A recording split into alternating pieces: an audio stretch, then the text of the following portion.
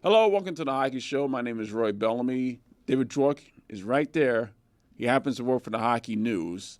This is going to be a college-themed episode. We have John Buccigross, who, as some of you may know, is an aficionado of college hockey. And we also have the Division III national champion Miami Hurricanes. We have three members from that team on with us today. But before we do that, we're going to talk about the week that was for Florida Panthers hockey. It was not a good week. No. We're going to start on Saturday. They lost to the Tampa Bay Lightning. They had a very slow first period. They gave up a goal in the first 20 seconds. They mounted a comeback but fell one goal short. And just was not the best first period for the Florida Panthers. We saw that a couple of times over the past month. They had a very dominant second and third period, but it just wasn't enough because they got goalied. No, they did. Well, first of all, if you can't fall behind 4-0.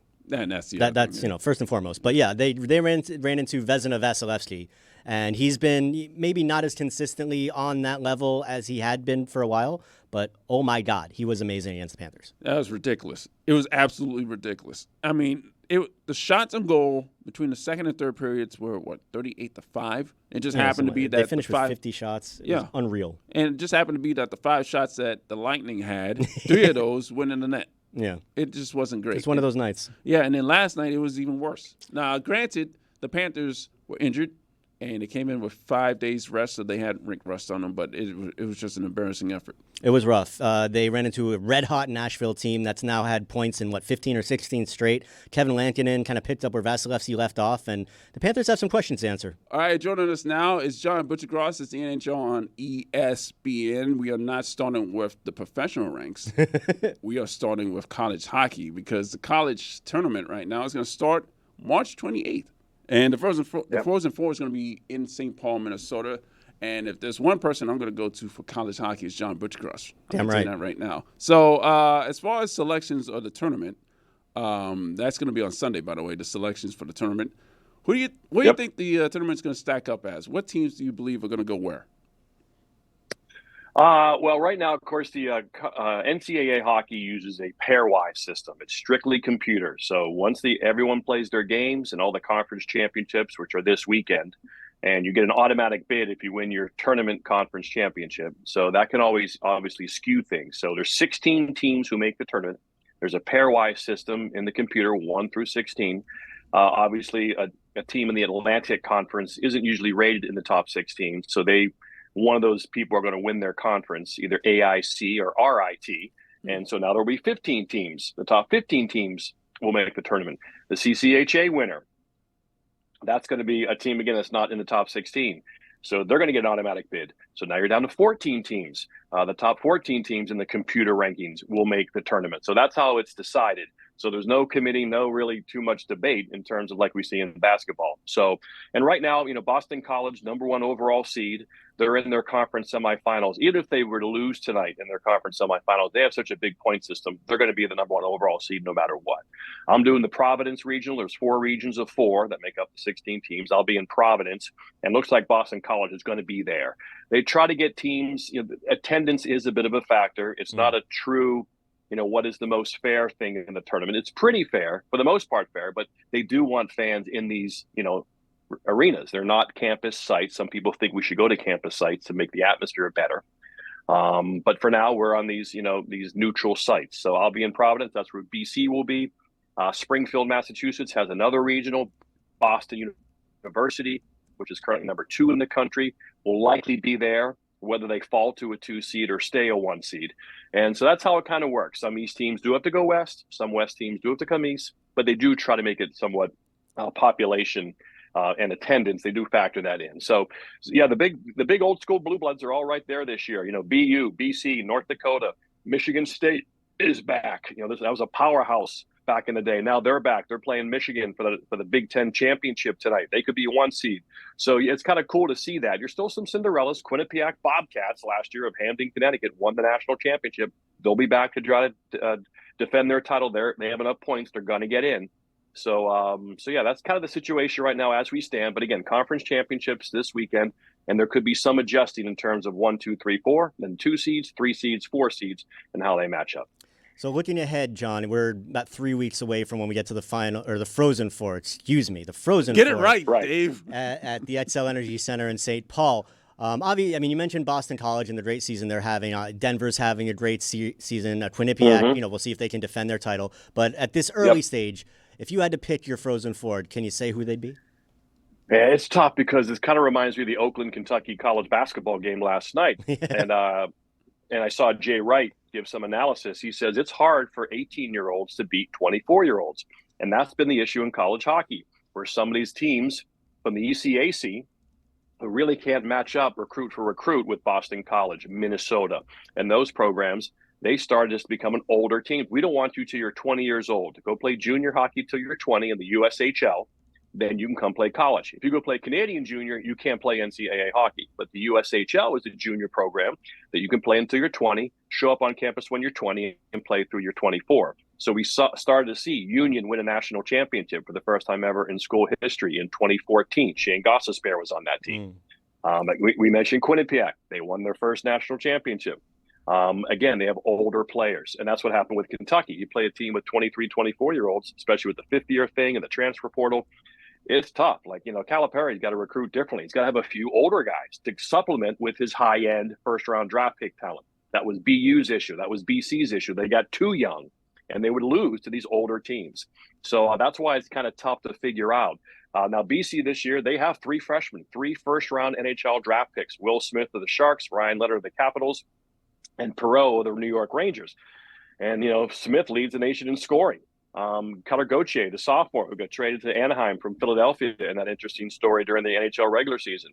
He's a sophomore. He's a leading goal scorer up there. So maybe BC is going to kind of buck that trend of a younger predominant team who can go all the way. But we'll see. Older teams generally win out, and they can beat these multiple number one draft pick teams who play 1 year and done, or 2 and done.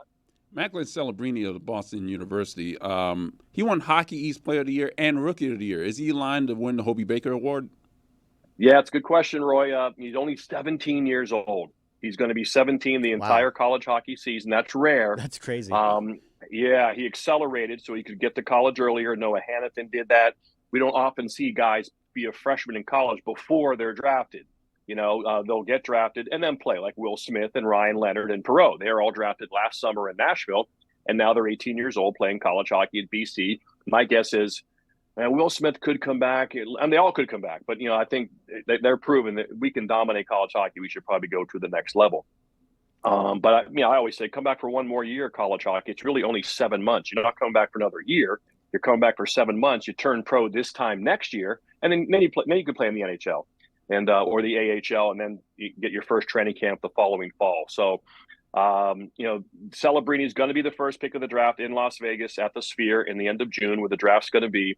Again, just 17 years old. Dad is a performance coach with the Golden State Warriors. So he grew up around sports, around Steph Curry, around athletes, around Draymond Green. His dad was big performance based, not only the dry land drills and different things you can do, but also just the mental aspect. He's composed, he's intense, he's fast, he's exciting to watch. And he's got a pretty good chance to win the Hobey Baker. One more Hobey Baker finalist I want to ask you about, and it's a Florida Panthers connection. Jack Devine with the University of Denver is having a standout year. He's been putting up a ton of power play goals. He was a 7th-round pick of the Panthers in 2022, and look what he's doing now, John. Absolutely. Again, you never know because you play multiple years in college, and have you reached your ceiling, and can you take it to another level? There's a reason why he was a 7th-round pick. He probably didn't have the physical skills, whether it's explosive skating or something like that, to be the difference, or a smaller size, or maybe slight frame. That's something to look at as well. But the same reason why Braden Point wasn't a first-round pick, and Nikita Kucherov and Brad Marchand. But those guys all turned out to be really good players. Kucherov's a Hall of Famer. Marchand might be. Point might be. So you can get guys late for sure, and they can be those late bloomers, especially if they have good hands and know how to score like Jack does. So, yeah, Denver can score. Denver's problem is keeping the puck out of the net. So they're a very high explosive offense, and they're fun to watch, and Jack is certainly a big part of that. On to the NHL, the Panthers have not been playing well lately. They've been dealing with injuries, and you were here Saturday for Lightning and Panthers. You saw how that first period went. It was not great.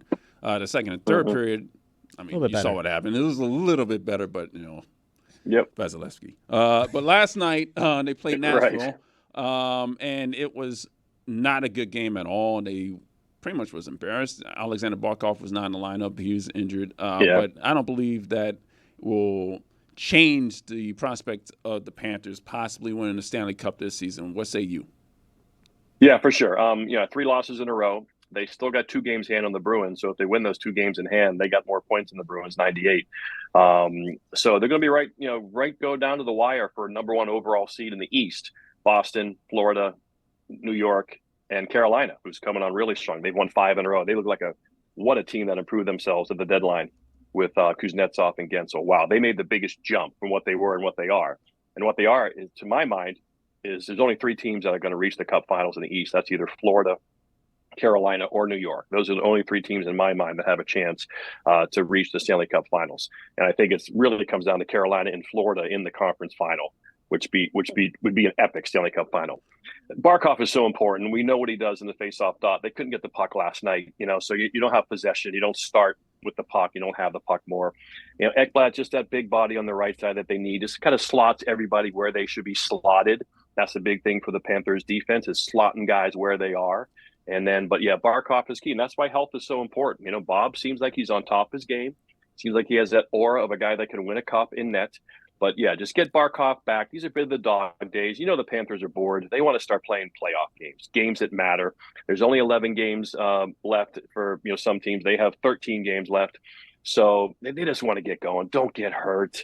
Let's enter the playoffs healthy. We don't care about home ice. We know it didn't matter last year. History shows home ice is 50-50 either way until Game 7. Then it ticks up a little bit. But they bucked that trend as well in Boston last year. So they know the most important thing for them is health, not where they're seated. And but it would be nice to finish first, because then you're playing one of those teams in the wild card, someone like Detroit or the Capitals. But also, if you win your division, you might play the Lightning, and that would be, like you just mentioned, Vasilevsky. He stole that game in Florida. But I still think, as the Panthers came on, they were the better team the last couple of periods. Over 7 games, the Lightning will not beat the Panthers 4 out of 7 times, I don't think.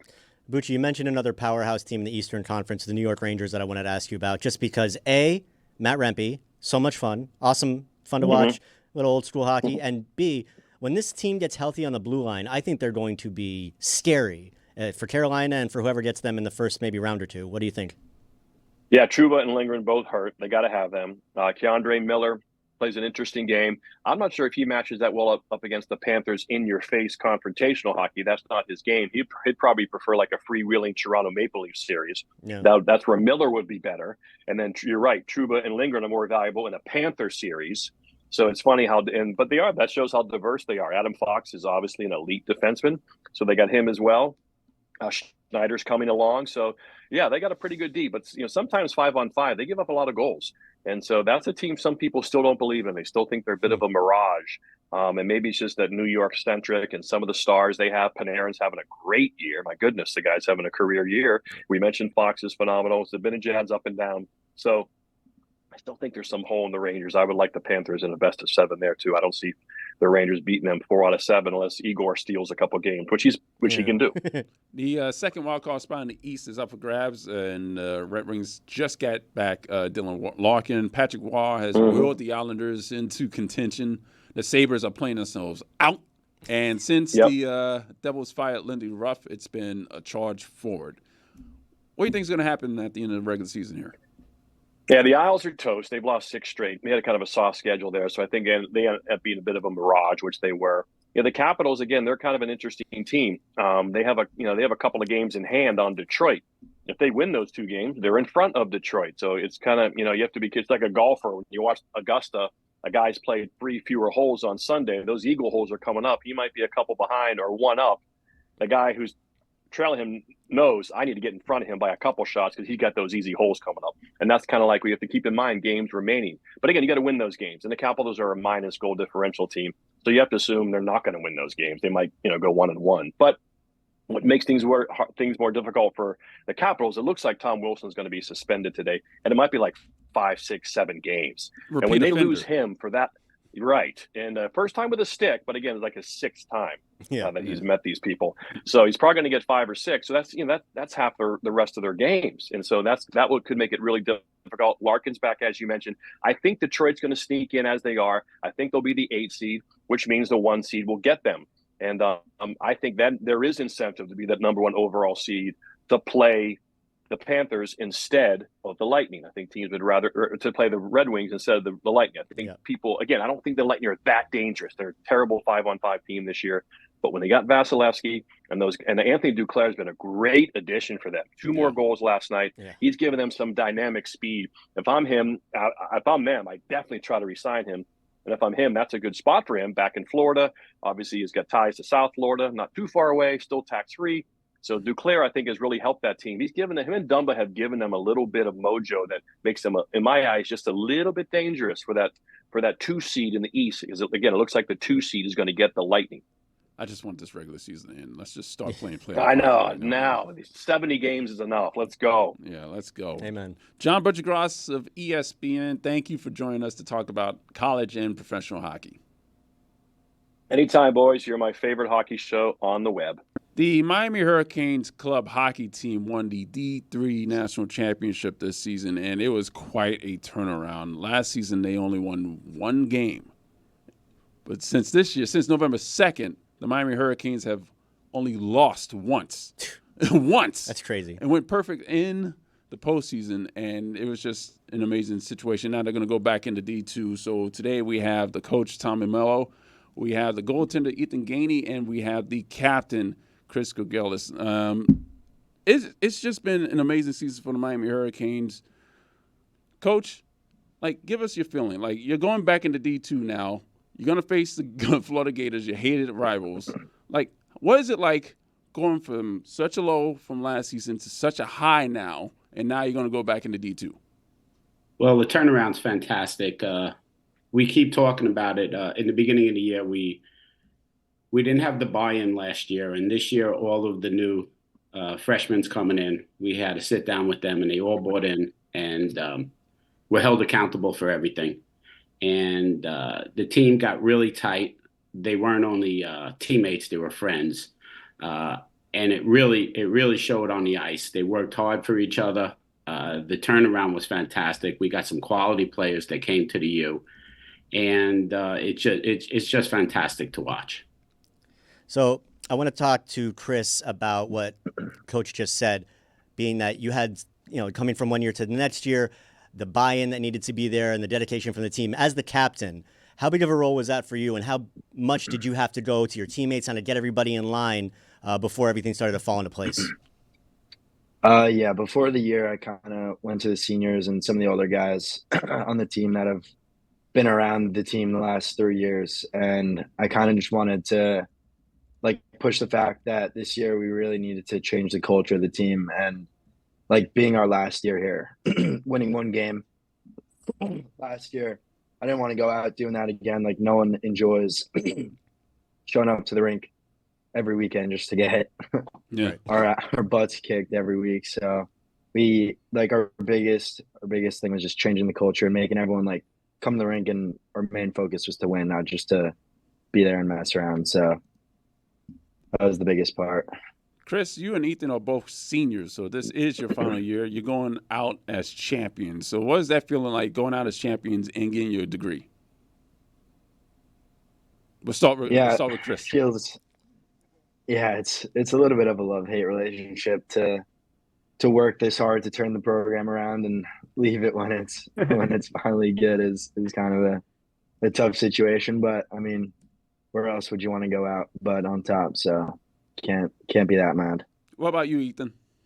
Yeah, I mean, definitely bittersweet, as Chris said, but you can't ask for a better way to go out, especially going off of the season before, as you said, with 1 win, and even the season before that. I was just going back through some old messages, and actually back in 2021, 22, we had made playoffs, I believe, with 6 wins or something like that. And then we didn't end up going because we didn't have enough players to come to playoffs. And so I think just that change alone and then getting us to this point was just such an incredible thing to see, especially going out, as Chris said. It's bittersweet, but we'll take it.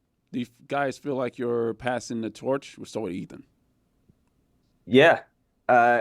Definitely. I mean, for a while, listen, I'm not gonna, beat around the bush. For a while, I was probably the only goalie that would come to some things. And now this season, I was lucky enough. Listen, we have our starting goalie Harlan Jackson, who is the one who got MVP of the finals game.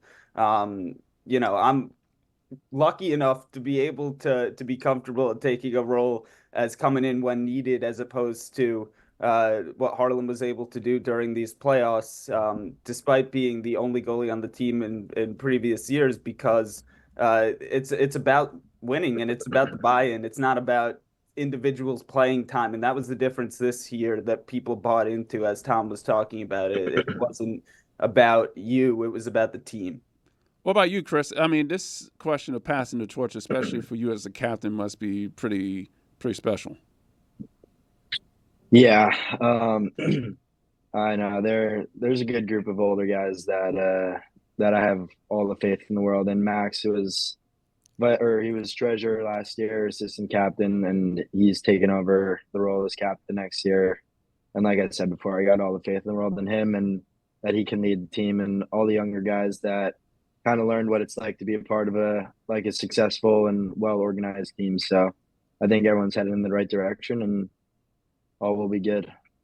So obviously, guys, there's a bit of a New York connection with the team. I see Chris has got his Yankees hat. I see Ethan's got the banners behind him, and awesome not having a Jets one back there. Oh, kudos thank to God. you.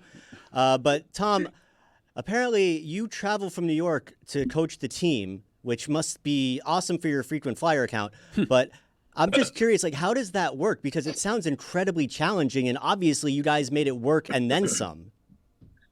Yeah, well, it's a unique situation, to say the least, but we have a good group of assistant coaches that take care of the skills process with the practices.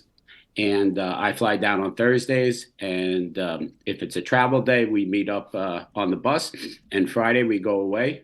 If it's home, we just there until Sunday, until the games are over. We usually play on Friday and Saturday, and travel back. It's a little bit of stress on the family, but now after a national championship, I think they're all behind us. Nice. It's a little easier. Right?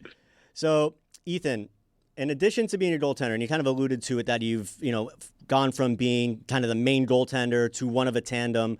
And I know that you also, when you're not playing goal, helped out with the broadcasting. You did some play-by-play, you did some color. What's it been like from your perspective doing so many different things in a national championship winning season? Oh yeah, it's been awesome. I work with Justin Cohen. Oh, that guy. Yeah, and he what helped put together, along with his friend James, this broadcast, which has been incredible, because we used to stream on a service that would charge anyone who wants to watch $9.99, I believe, a game, and it made it tough.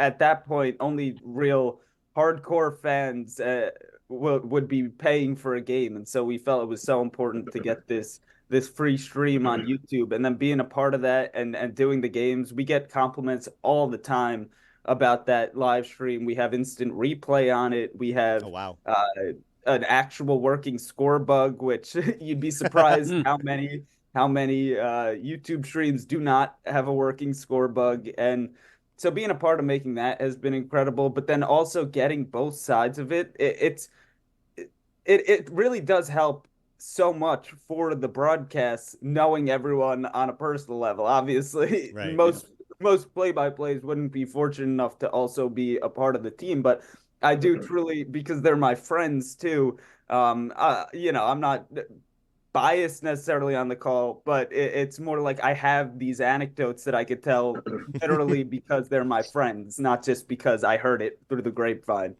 Tom, you've won the championship. Now it's on the recruiting. How's that going? So that's been fantastic. With the we've had some help from some students who, boy, I tell you, they've been great. They've been helping out with the social media, and as Ethan said, the broadcasting has been great also.